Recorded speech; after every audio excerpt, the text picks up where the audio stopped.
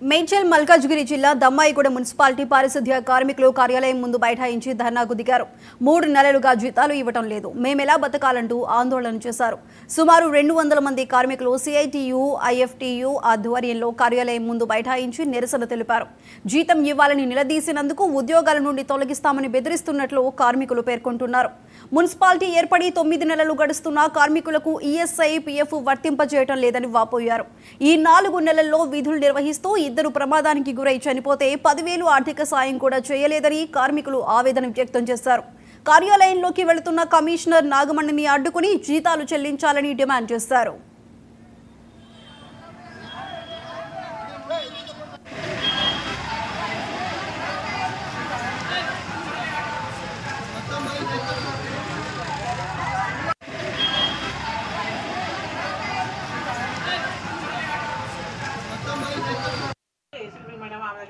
Approval తీసుకొచ్చాము. అన్ని మీకు బరాబరంగా వచ్చే నెల నుంచి అన్ని యాక్టివ్ గా వస్తాయి. మేడం వచ్చే నెల అంటారు మేడం, ఇన్ని నెలల నుంచి మాత్రం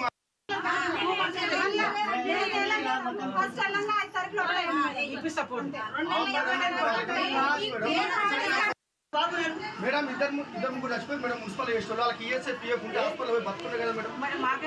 మా దగ్గర వచ్చినాక మేము ఇప్పుడు చేస్తాం.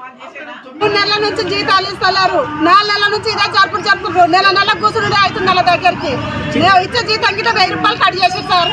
ఎందుకు కట్ చేసారు? ఇన్నేమి మమ్మల్ని ఎందుకు పట్టించుకుంటలేరు?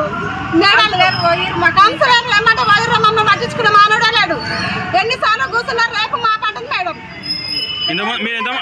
ఎంతమంది ఉన్నారమ్మా మీరు? 150 మంది ఉంటాం సార్. ఎంత జీతం మీకు? 14,000.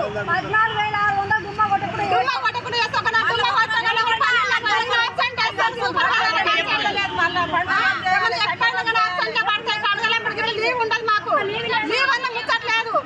కాళ్ళు దాకిన దెబ్బ దాకిన ఇంటికాడ ఉన్న 4 రోజులు వేసేటోళ్ళు కాదు. చచ్చిపోయిన 10,000 మాకేమైనా లీవ్లు అన్నది ఇట్లా లేదు. ఏ పరంగా లీవ్ లేవు.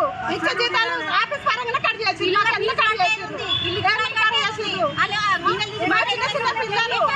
చిన్న పిల్లలకైనా మేము 9 నెలలు అవుతుంది.